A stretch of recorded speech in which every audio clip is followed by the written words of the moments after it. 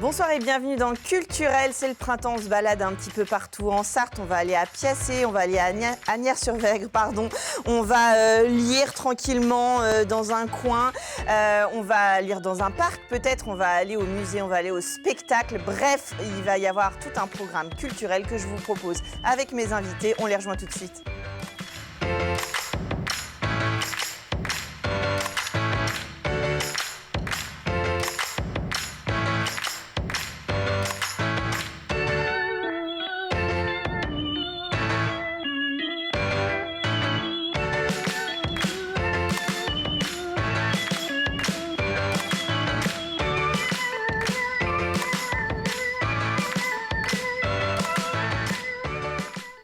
Et on commence par l'ouverture du manoir de la Cour à Asnières-sur-Vègre. Maëlle Leray, bonsoir. Bonsoir. Vous êtes donc le responsable du manoir de la Cour qui a rouvert le week-end dernier.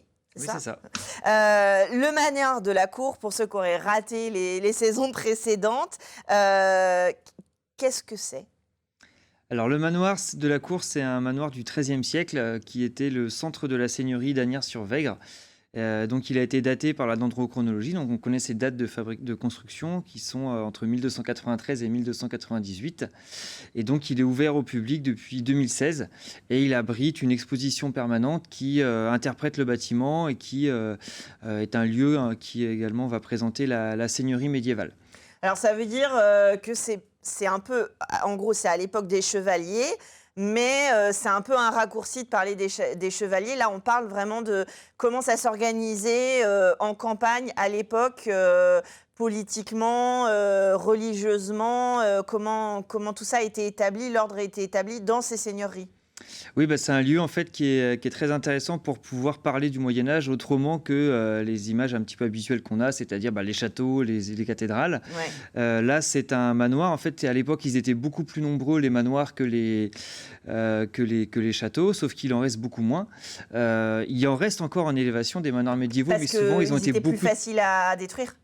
Oui, puis en fait, ils ont été beaucoup transformés, c'est devenu des maisons d'habitation, et donc on va avoir des parties 13e, 15e, 17e, 19e, 20e, en fait, on s'y retrouve plus trop.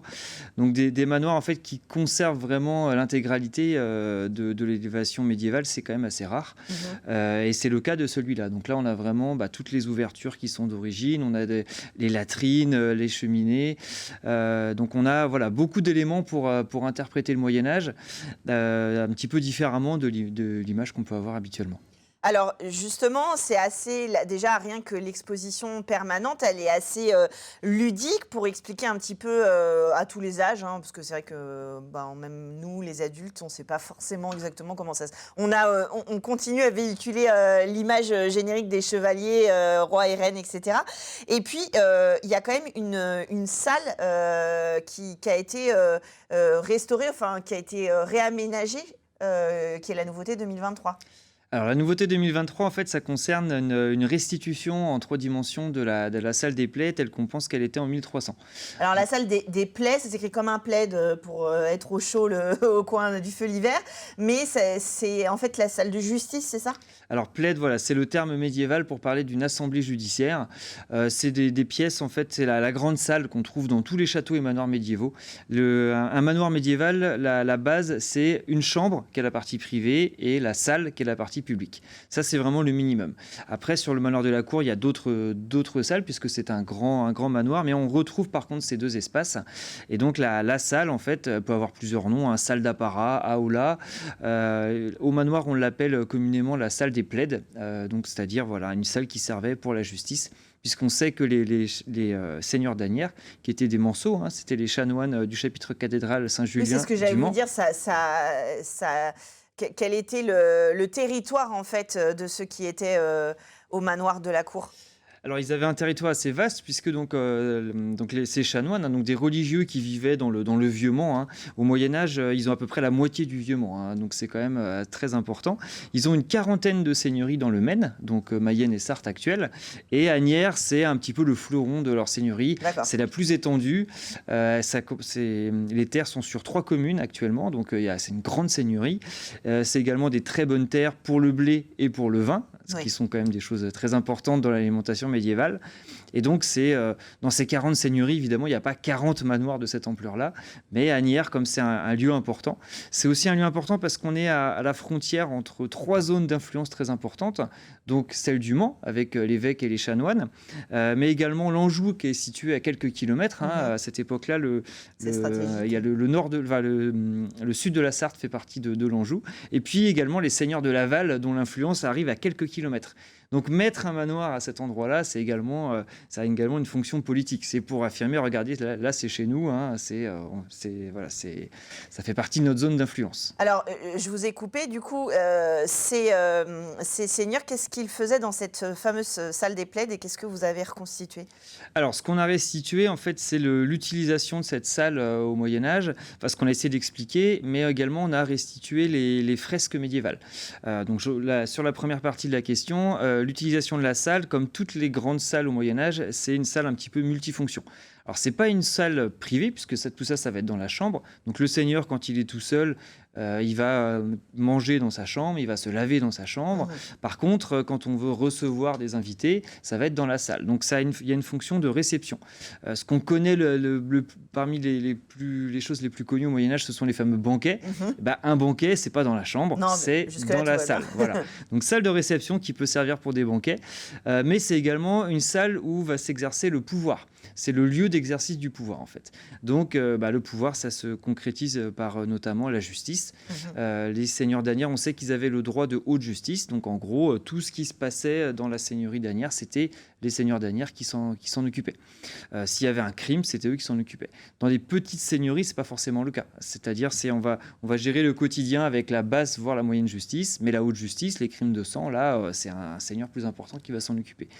Donc, exercice du pouvoir, comme je vous l'ai dit, ça peut être la justice, mais ça peut être tout simplement recevoir des invités, recevoir donc des seigneurs à côté, recevoir également des villageois pour des petits conflits, parce que le quotidien, c'est ça, évidemment. Le quotidien, c'est pas des crimes de sang. Oui. C'est savoir où s'arrête la propriété, où est passée la vache d'un tel. Enfin, voilà, c'est Pas comme aujourd'hui, en fait. c'est ça, c'est la gestion en fait, de la seigneurie.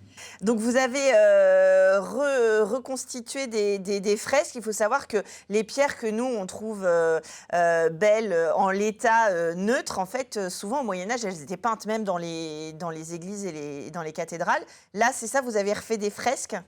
Oui, alors en fait, on avait des restes de fresques au manoir. Donc, dans la salle d'apparat, globalement, elle est très très bien conservée.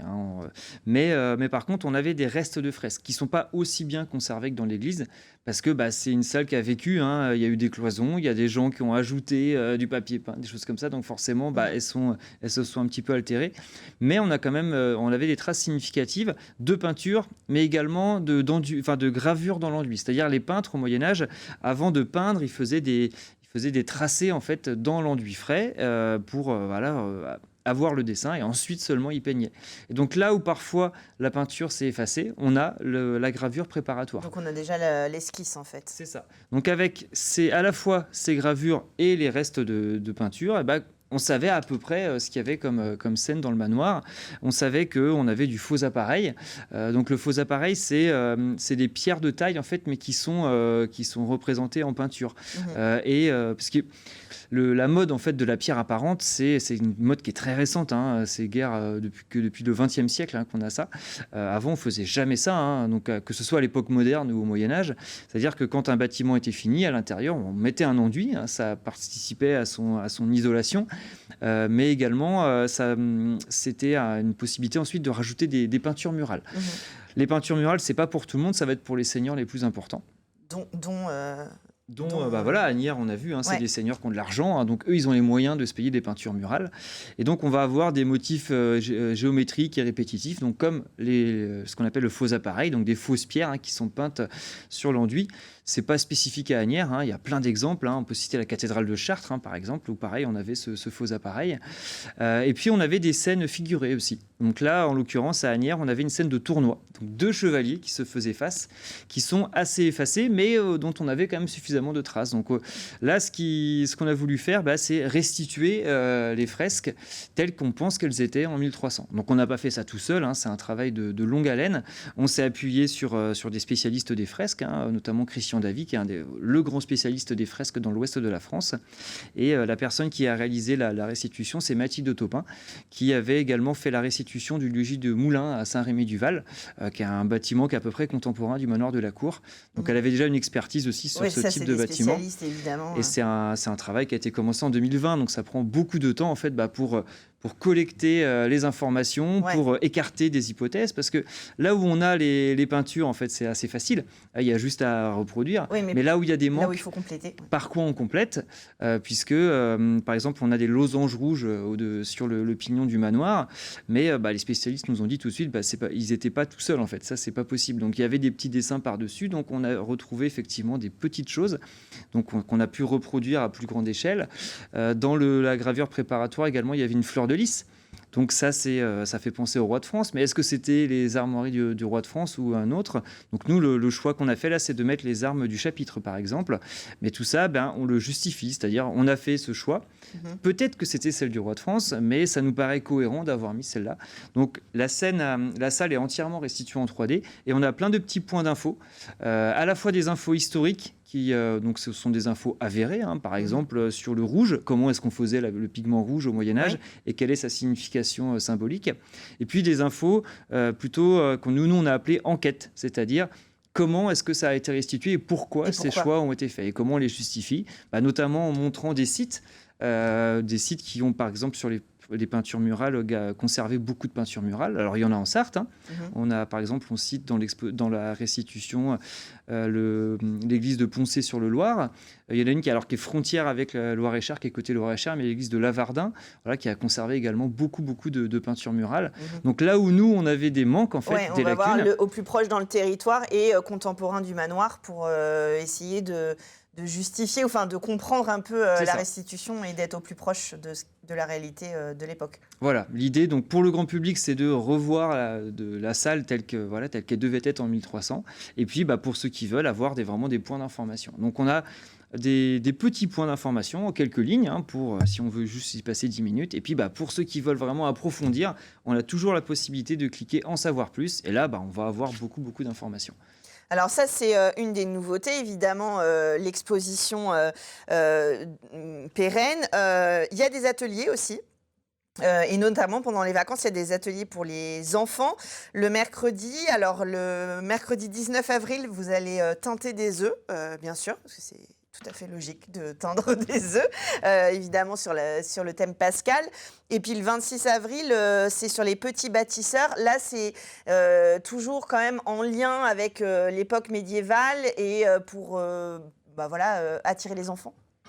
Oui, alors ça, c'est un atelier qu'on fait assez régulièrement puisque le manoir de la Cour, c'est vrai que c'est un beau, joli territoire de jeu pour comprendre les bases de l'architecture médiévale.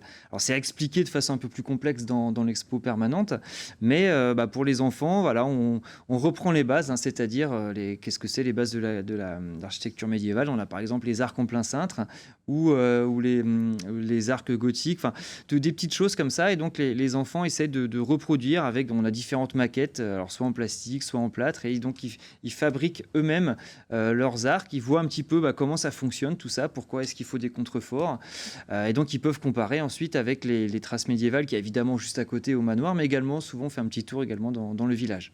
Alors justement, c'est un peu tout le village. Vous avez ce samedi 15 avril, une conférence sur l'archéologie pour justement parler du travail qui est fait au quotidien sur l'archéologie sur le territoire autour d'Asnières.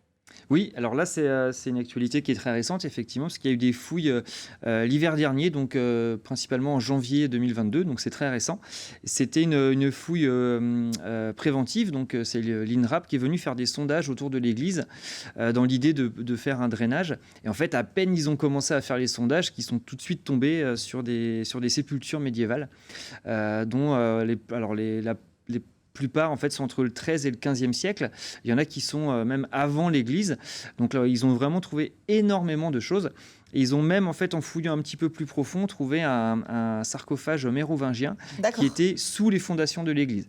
Donc là, c'est très intéressant puisque donc là, le rapport a été publié et l'archéologue qui a fait les fouilles, qui est Alain Vallet, qui est également docteur en histoire médiévale, qui était venu il y a quelques années faire une conférence sur sa thèse qui porte sur les églises en fait entre le 6e et le 11e siècle, eh bien viendra donc samedi 15 avril pour le grand public présenter un petit peu les résultats de ces sondages et puis surtout les nouvelles connaissances qu'on a désormais sur le village d'Asnières. Alors ça, c'est ouvert à tous, c'est à 17h.